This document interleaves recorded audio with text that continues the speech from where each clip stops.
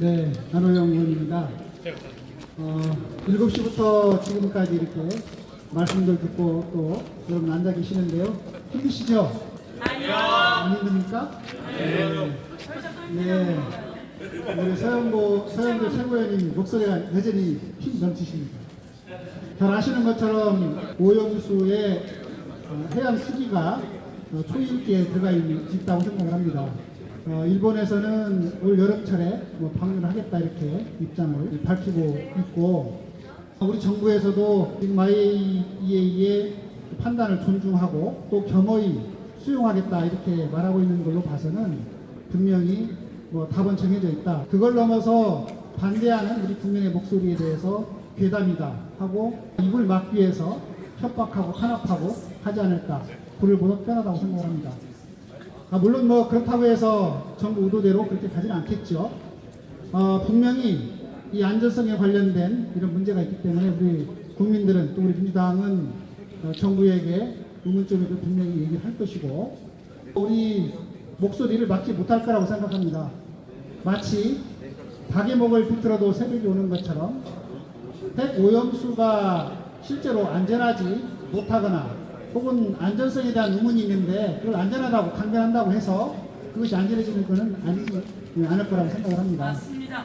그런데 문제는 일본은 방류할 것이고 정부는 정부대로 수용하고 또 이 반대 목소리를 내는 것을 괴담이다 하면서 정당한 목소리를 내는 사람들을 갈라치기 하고 탄압할 것으로 보이는데, 결국은 정말로 핵 오염수가 안전한 것인지에 대한 것이 이제 궁극적으로 문제일 거라고 생각이 듭니다. 결국 정부가 얘기하는 것은 과학과 객관성을 들어서 그 안전성 여부를 판단하겠다고 하는 것이고, 역시 그 부분을 부인하기는 쉽지 않을 거라고 생각합니다.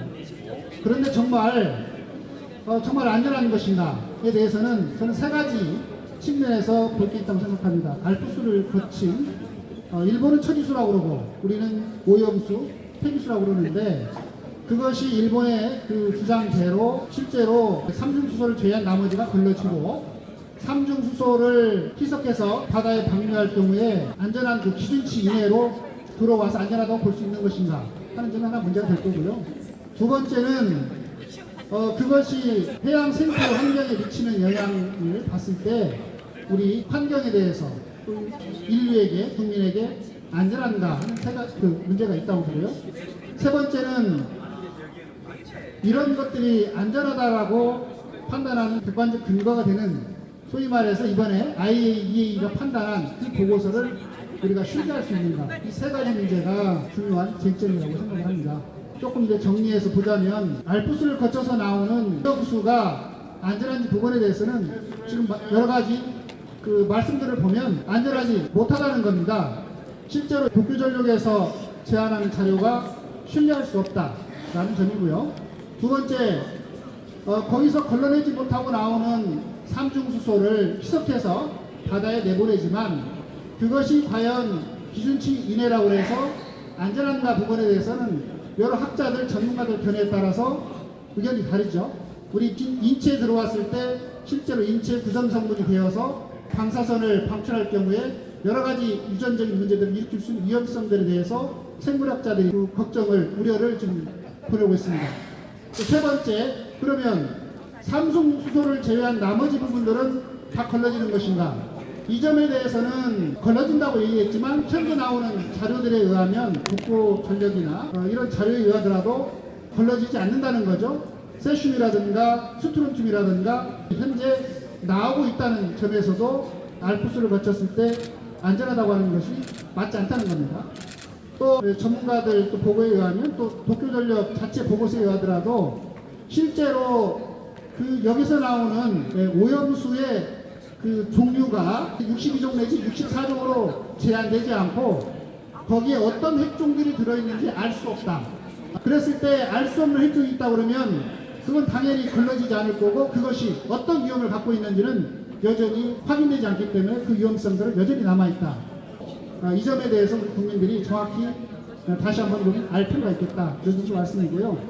두 번째는 그렇게 해서 나온 것들이 해양 생태 환경에 안전한 것인가, 이 점에 대해서는 저는 더 긴 말을 할 필요가 없다고 생각합니다. 왜냐하면 세슘 우럭이 얘기를 하고 있습니다. 이 바닷물이 안전하지 않다라고 이미 얘기하고 있죠.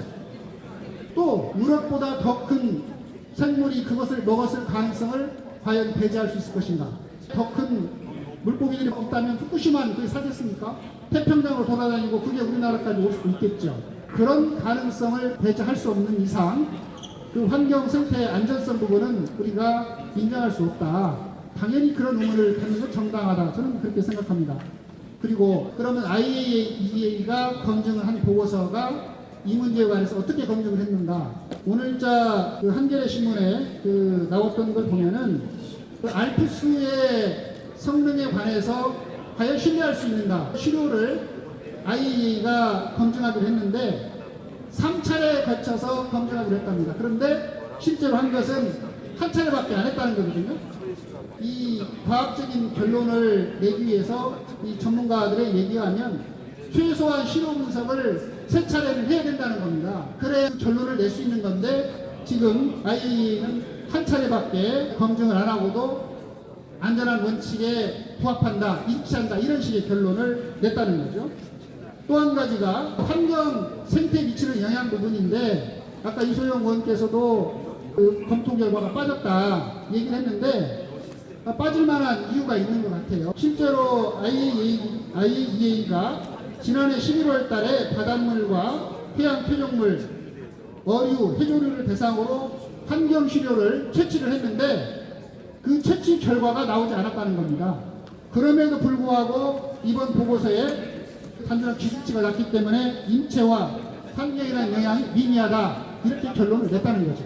결국 이런 세 가지 측면에서 봤을 때 일본에서 방류하는 폐기수가 안전하지 않다는 점 그리고 의문 제기가 지극히 정당하다는 점들은 확인이 됐다고 보고요.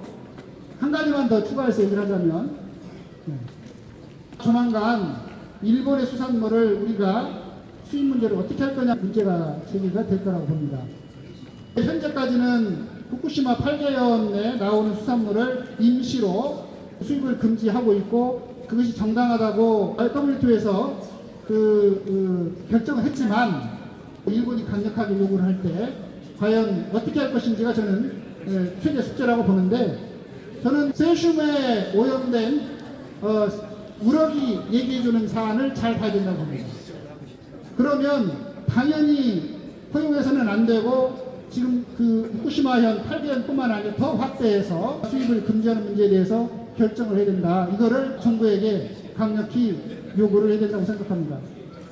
결론적으로 지금 우리 정부가 해야 될 일은 안전성 여부가 확정되지 않고 불투명한 이상 확인되기 전까지는 방류해서는 안 된다. 그리고 그것을 같이 검증을 하도록 해야 된다. 그리고 만약에 일본 정부가 끝까지 듣지 않는다면 국제해양법 재판소에 제소하고 그 재판 결과가 나올 때까지 방류를 잠정구조로 중단하는 잠정 조치를 요구하는 것이 지극히 타당한 요구다. 이것이 우리 국민의 안전을 정말 최우선으로 하는 정부의 태도다라는 점을 다시 한번 우리가 강력하게 주장해야 된다고 생각합니다. 이상입니다. 네, 안호영